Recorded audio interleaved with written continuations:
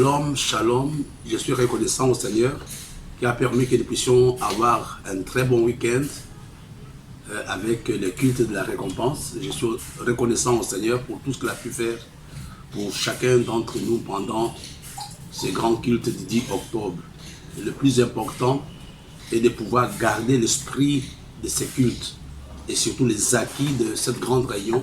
Nous voulons continuer ce matin avec le même thème, connaître le Dieu de la récompense. Mais ce matin, je parlerai de quelque chose de très pratique et de très important qui peut être une bénédiction pour chacun d'entre nous. Ce matin, je vais parler de la récompense de Madame Salmon.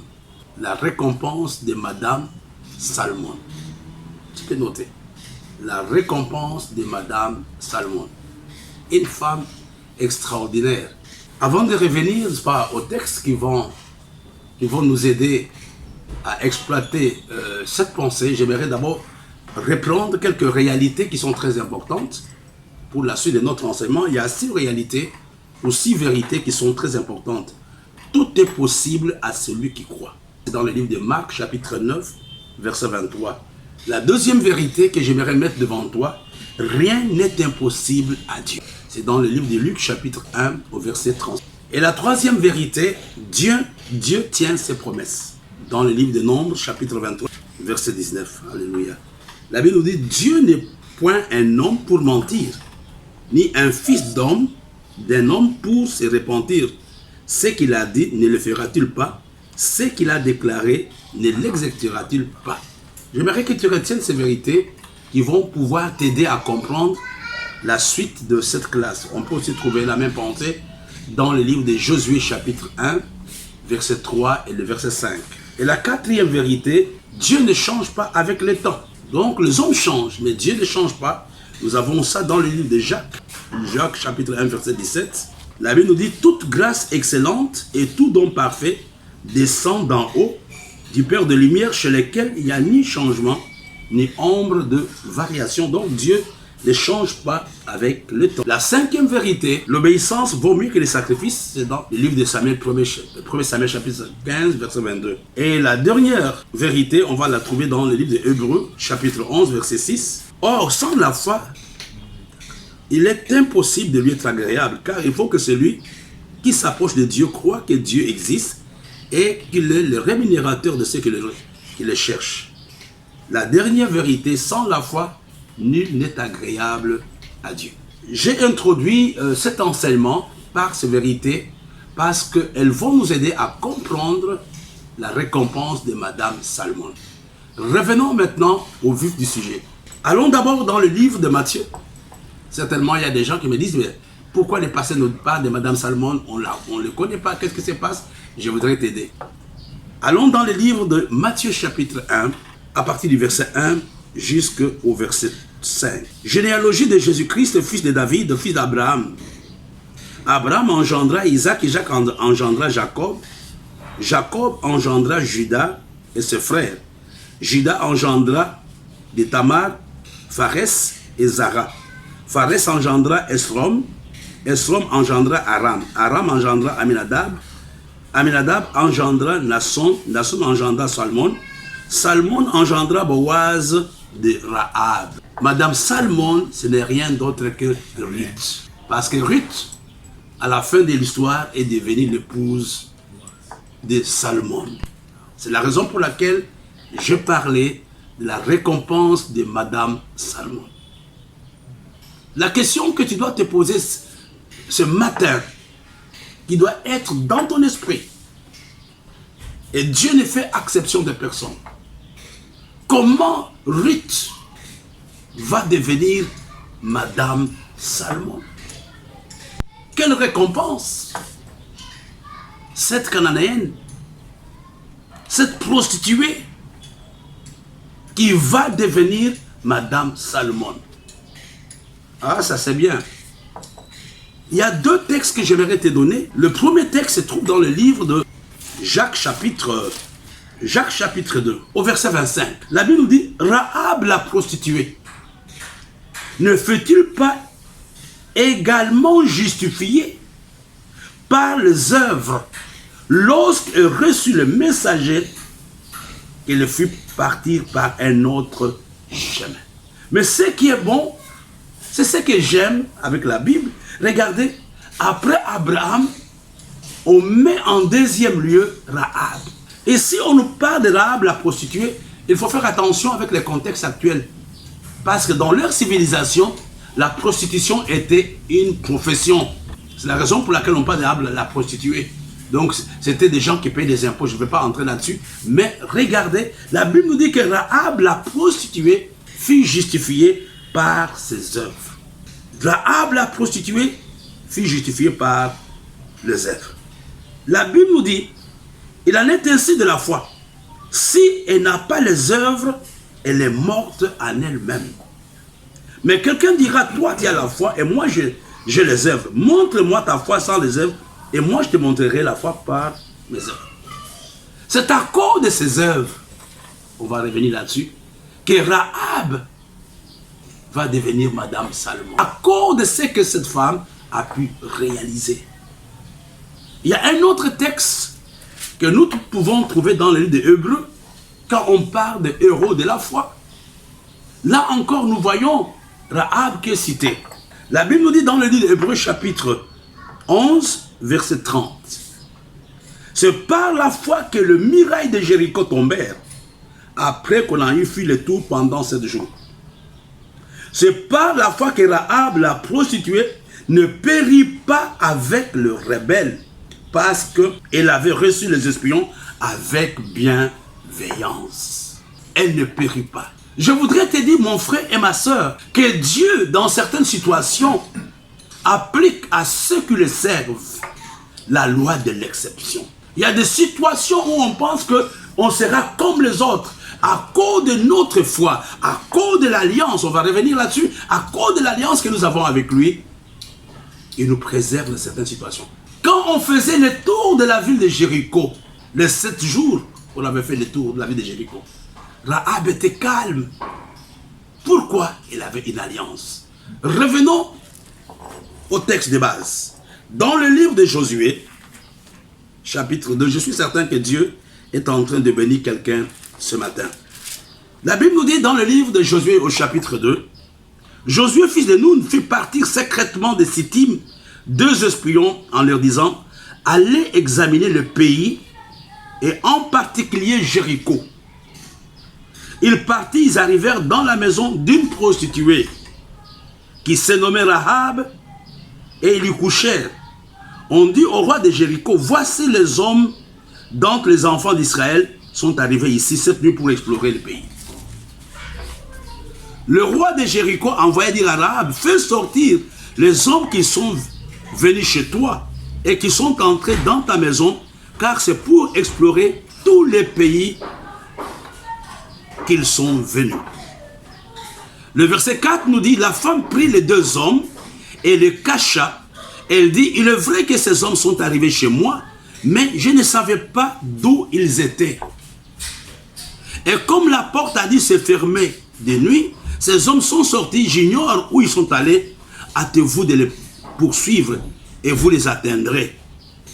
Et les avait fait monter sur le toit et les avait cachés sous des tiges de lin qu'elle avait arrangées sur le toit. Ces gens poursuivirent le chemin qui mène au gué du Jourdain, l'on ferma la porte après qu'ils furent sortis. Avant que les espions se couchassent, Rahab monta vers eux sur le toit et leur dit, l'Éternel, je sais, vous a donné ce pays. La terreur que vous inspirez nous a saisis. Tous les habitants du pays tremblent devant vous. Oh. Car nous avons, c'est important, nous avons appris comment à votre sortie l'Éternel a mis à sec devant vous les eaux de la mer Rouge et comment vous avez traité les 2 rois des Amoréens au-delà du Jourdain, Sion et Og, que vous avez dévoués par interdit. Nous avons appris et nous avons perdu courage.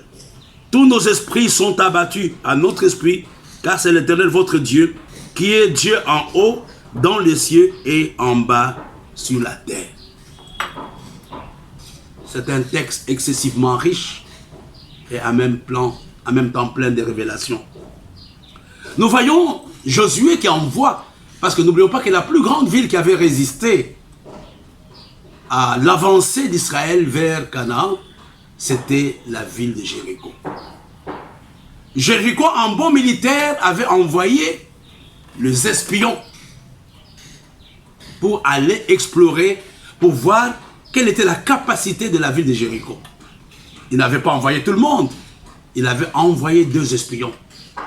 Et ces espions sont partis le soir. N'oublions pas que Rahab était une prostituée. Certainement, il y a des gens qui s'intéressaient à sa vie.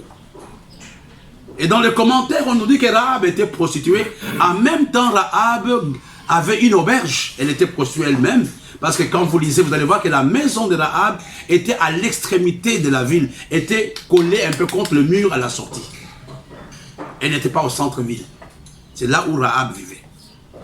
Quand les gens ont vu les espions, les gens de très loin ont identifié les 2 espions de Josué. Ils avaient dit que non, ces hommes ne sont pas les hommes d'Israël, ne sont pas les hommes de Jourdain, ce sont les espions d'Israël. Et la nouvelle était arrivée directement aux oreilles du roi de Jourdain. Mais la question que nous devons nous poser est de savoir comment les espions n'ont pas choisi une autre maison. Comment les espions ont seulement choisi Rahab, ont choisi Madame Salmon. Pourquoi? Je pense que Dieu avait vu la disposition de cœur de Rahab. Dieu avait vu que cette femme avait quelque chose de divin en elle, quand bien même la profession qu'elle faisait n'était pas bonne, elle était prostituée. Mais c'était une femme qui s'intéressait à la vie d'Israël. Il y avait déjà de bonnes prédispositions en elle. Elle dit, nous avons appris, quand bien même elle était prostituée, elle s'intéressait aux choses qui concernaient Israël. La foi vient de ce qu'on entend, et ce qu'on entend vient de la parole de Dieu. Et il y avait déjà dans le cœur de Rahab la foi. Il y avait la sémence de la foi dans le cœur de Rahab. J'aimerais te dire que, à cause de la loi d'exception, tout le monde peut mourir sauf toi. Parce que Dieu connaissait que tu es. Peut-être, regardez, tout le monde dans la vie était tué. On va y arriver. Mais Rahab seul, la foi de Rahab, l'engagement de Rahab l'avait préservé de la destruction. Alléluia. Et nous avons appris ce qui s'est passé. Et nous avons eu peur. Rahab apaisait les 2 dieux. Enfin, le Dieu d'Israël et le Dieu qu'elle servait. Elle a vu que leur Dieu ne faisait pas poids par rapport au Dieu d'Israël. Nous avons appris, non seulement moi, ça signifie que les gens de la ville de Jourdain, les gens étaient au courant qu'Israël était puissant, qu'ils avaient un Dieu puissant et qu'ils ne pouvaient pas résister. C'est Rahab qui fait les rapports. Nous avons appris et toute la ville est dans la peur. Wow. Les paroles que Rahab prononce montrent que c'était une personne qui avait confiance dans le Dieu d'Israël. C'était une personne de foi. Et les mêmes paroles, il n'y a que 2 personnes dans la Bible qui ont prononcé ces paroles. C'est Moïse et Salomon. On va voir dans le livre de Deutéronome chapitre. D'abord, on va lire ça ensemble. Voilà ce que Rahab dit. Nous l'avons appris et nous avons perdu courage. Et tous nos esprits sont abattus à votre aspect. Car c'est l'Éternel, votre Dieu, qui est Dieu en haut et dans les cieux et en bas sur la terre. C'est par révélation que Rahab prononce, fait une telle déclaration de foi. Et dit que c'est votre Dieu, le nôtre là, ça ne vaut pas la peine. C'est un Dieu, ce sont des dieux faibles. Mais le Dieu que vous adorez est un Dieu qui est vrai. Je vais revoir avec vous rapidement dans le Deutéronome chapitre 4, verset 39. Deutéronome chapitre 4, Suivez avec moi. Verset 39. Voilà. Là, je crois que c'est Moïse qui parle. Sache donc en ce jour et retiens dans ton cœur que l'Éternel est Dieu, en haut dans le ciel et en bas sur la terre, et qu'il n'y en a point d'autre. Regardez les paroles de Rahab, ce sont les mêmes paroles que Moïse utilise. Les mêmes paroles. Il y a une autre personne qui a utilisé les mêmes paroles, c'est le roi Salomon, pas Salomon, le roi Salomon, dans le livre « Ô Éternel, Dieu d'Israël, il n'y a point de Dieu semblable à toi, ni en haut dans le ciel, ni en bas sur la terre. Tu gardes l'alliance et la miséricorde envers tes serviteurs qui marchent en ta présence de tout leur cœur. » Et regardez ces gens, que ce soit Moïse, que ce soit Salomon, c'était les amis de Dieu, qui avaient l'Esprit de Dieu. Regardez les mêmes paroles que Moïse prononce, les mêmes paroles que Salomon prononce, ce sont les mêmes paroles qui s'étaient trouvées beaucoup de temps avant dans la bouche d'une prostituée, Rahab. Ceci nous pousse à croire que Rahab était une femme de foi. Et ce n'était pas n'importe quelle foi. C'était la foi audacieuse, tu vas comprendre. C'était une foi audacieuse. Elle n'a même pas hésité. Elle dit aux espions, quand vous allez prendre ce pays, vous allez préserver ma famille. Elle n'a pas dit, j'espère que vous réussirez. Rahab était convaincue que la ville de Jéricho allait tomber. Rahab était convaincue, sois aussi convaincu, le Dieu que tu adores est un Dieu puissant. Les choses que tu fais aujourd'hui, le million que tu donnes, le temps de prière que tu dépenses, mon frère et ma soeur, nous avons un Dieu qui sait récompenser les gens à leur juste valeur. C'est important ce matin que tu mettes cela dans ton esprit. Proclame la victoire, mon frère. Proclame que quand tu fais des choses pour Dieu, Dieu est un rémunérateur.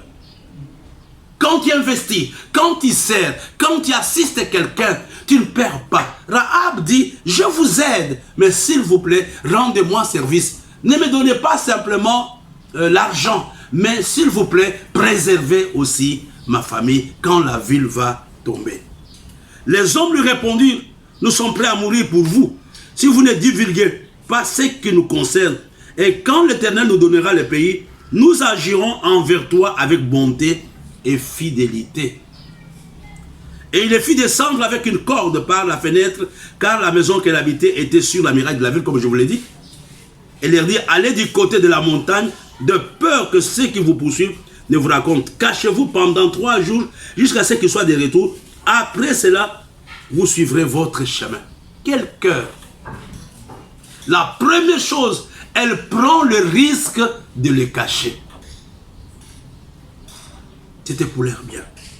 La deuxième chose, non seulement elle prend le risque de les cacher, mais la deuxième chose, elle leur donne la direction qu'elles devraient suivre. C'était un travail complet, l'œuvre de Rahab. Mais elle va demander quelque chose pour vous montrer aussi que c'était une femme qui croyait dans ce qu'elle faisait. Elle dit, donnez-moi maintenant la preuve, donnez-moi l'assurance que vous n'allez pas tuer. Bien sûr, vous me racontez des choses, mais comment ça va se faire? Mais les espions répondent. Il a dit, écoute, il n'y a pas de problème. La première condition que nous te donnons, il faut être discrète. La deuxième, on a mis un fil de cramoisi devant la porte. Et quand tu fais ça, il n'y aura pas de problème. Mais bien aimé, il y a des situations où on ne doit pas parler. Il y a certains combats, il faut se cacher. Même si on a la victoire, il y a des choses qu'on ne divulgue pas à tout le monde. Mais elle va établir une alliance avec ces gens. Regardez, c'était pratiquement les mêmes symboles lors de la sortie d'Israël de l'Égypte. C'était sur chaque porte la marque du sang. Et c'était la même chose à la croix des sang. Et quand on a pris la ville, le peuple attendait le son de la trompette, il poussait des cris et la muraille s'écroulait.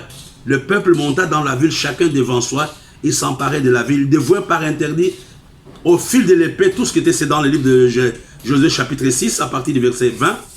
Vous allez lire, mais regardez ce qui est très important. Regardez le verset 22, la puissance de l'alliance. Le verset 22 nous dit, Josué dit aux deux hommes qui avaient exploré le pays, la promesse ne meurt pas. Dieu est un Dieu fidèle comme je vous l'ai dit. Entrez dans la maison de la femme prostituée. Faites-en sortir cette femme et tout ce qui lui appartient comme vous l'avez juré. Dieu ne ment pas. Dieu est fidèle à sa parole. Dieu est fidèle à ses promesses. Les jeunes gens, les espions entrèrent et firent sortir Rahab, son père, sa mère, ses frères et tout ce qui lui appartenait. Ils firent sortir tous les gens de sa famille et les déposèrent hors du camp d'Israël. Ils brûlèrent la ville, tout ce qui se trouvait seulement. Ils mirent dans le trésor de la maison l'argent, l'or et les objets d'airain et de fer. Josué laissa la vie à Rahab prostituée à la maison de son père et tout ce qui lui appartenait. Elle a habité au milieu d'Israël jusqu'à ce jour parce qu'elle avait caché le messager que Josué avait envoyé pour explorer Jéricho. C'est dans cette ville, dans le camp d'Israël, que Rahab va changer d'identité, qu'elle va se marier à monsieur Salmon. Et la conséquence ou le résultat de cette relation, c'était Boaz. Et après Boaz, il y a eu Obed. Jésus et David sont venus de la lignée de Rahab. Voilà ce que Dieu peut faire quand nous savons le servir. Rahab avait rendu service au peuple d'Israël. Rahab avait rendu service aux espions. Rahab avait rendu service à sa propre famille. Ma prière ce matin, que Dieu vous préserve. Quel que soit le problème par lequel vous passez, soyez riches dans les bonnes œuvres et on vous comptera parmi les justes, comme ce fut le cas de Madame Salmon. My heart